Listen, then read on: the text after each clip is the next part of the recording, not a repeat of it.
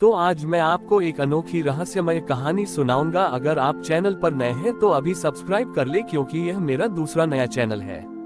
तथा कहानी पूरा देखे, अंत में एक अनोखा रहस्य छुपा है। धन्यवाद। तो सुनिए। एक बार की बात है, एक नदी हिमालय की ऊंची चोटियों से बहती हुई नीचे आ रही थी।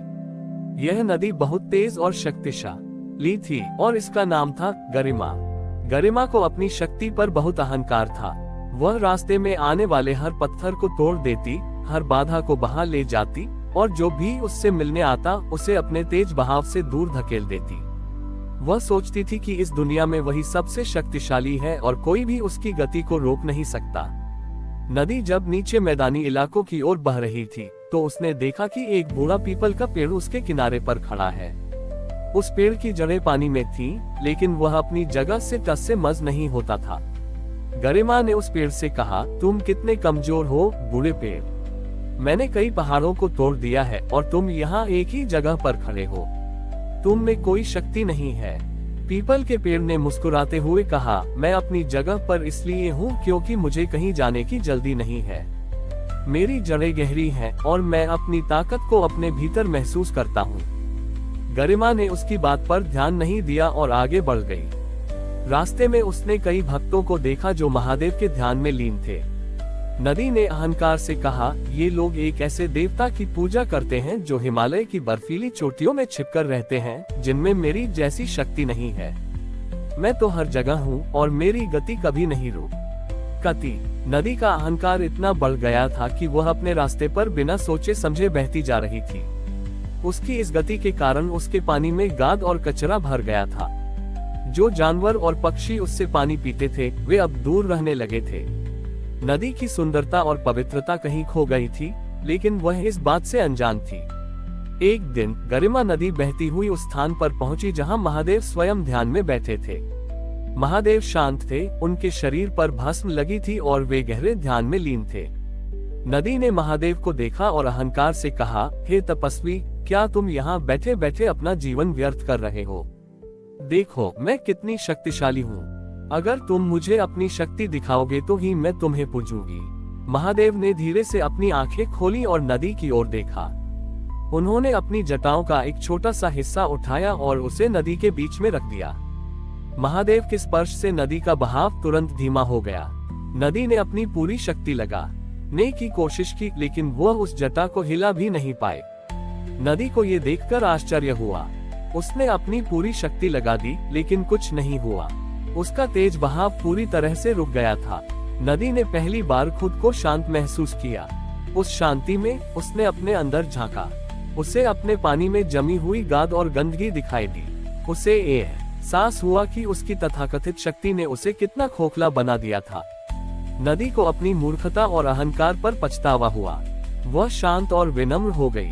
उसने महादेव से माफी मांगी और कहा, हे प्रभु, मैं अपनी शक्ति के अहंकार में अंधी हो गई थी। मुझे लगा कि गति ही शक्ति है, लेकिन अब मैं समझ गई हूँ कि सच्ची शक्ति शांति और स्थिरता में है। महादेव ने नदी को मुस्कुराते हुए आशीर्वाद दिया। उन्होंने अपनी जटा हटा ली और नदी फिर से बहने लगी, लेकिन इस बार उसका बहाव शांत और निर्मल था। अब वह अपनी गति से सब कुछ तोड़ती नहीं थी, बल्कि सबको जीवन देती थी। गरिमा नदी ने अपनी गति को धीमा कर दिया। वह हर गांव, हर खेत को पानी देती हुई बहने लगी। उसके पानी से खेत हरे भरे हो गए और लोगों की प्यास बुझने लगी। उसने समझ लिया था कि जीवन का उद्देश्य सिर्फ आगे बढ़ना नहीं, बल्कि अपने साथ सभी को लेकर बढ़ना है। इस तरह गरिमा नदी ने अहंकार का त्याग कर एक नया जीवन पाया। उसने ये सिद्ध कर दिया कि महादेव की सबसे बड़ी कृपा उनकी शक्ति में नहीं, बल्कि उस विनम्रता में है जो हमें अपनी कमजोरियों को स्वीकार करना सिखाती है और दूसरों के लिए जीवन का स्रोत बनाती है। गरिमा नदी ने महादेव के आशीर्वाद से अहंकार का त्याग कर दिया था। अब वह सिर्फ बहती नहीं थी, बल्कि जीवन देती थी। उसके किनारे बसे गांव फिर से हरे भरे हो गए और लोगों की खुशियां लौट आईं। अब वे गरिमा को जीवनदायिनी के नाम से पुकारते थे और उसकी पूजा करते थे। गरिमा अब अपनी विनम्रता में ही असली शक्ति महसूस करती थी। लेकिन तभी एक नई समस्या सामने आई। नदी के किनारे एक तपस्वी रहता था जिसका नाम था भैरव। भैरव वर्षों से महादेव की कठोर तपस्या कर रहा था। उसकी इच्छा थी कि महादेव उसे ऐसी शक्ति दें जिससे वह प्रकृति को अपने वश में कर सके। जब भैरव ने देखा कि गरिमा नदी का पानी अब शांत और पवित्र हो गया है, तो उसे लगा कि यह महादेव का आशीर्वाद है। उसने सोचा कि अगर वह इस नदी को अपनी तपस्या से नियंत्रित कर ले तो वह महादेव के सबसे प्रिय भक्त बन जाएगा। एक दिन भैरव ने नदी के किनारे बैठकर एक बहुत ही शक्तिशाली मंत्र का जाप शुरू किया। उसकी तपस्या इतनी तीव्र थी कि नदी का पानी फिर से उबलने लगा। गरिमा घबरा गई। वह अपनी विनम्रता में रहना चाहती थी, लेकिन भैरव की शक्ति उसे मजबूर कर रही थी कि वह फिर से अपने तेज बहाव को अपनाए।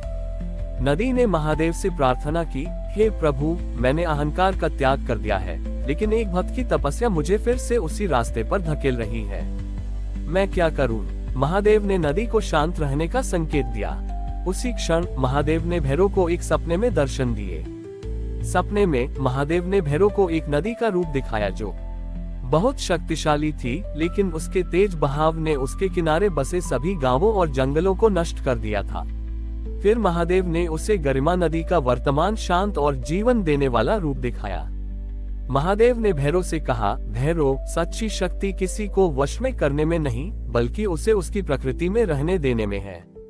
तुम मेरी रीपा पाना चाहते हो, लेकिन तुम वही अहंकार कर रहे हो जो इस नदी ने कभी किया था।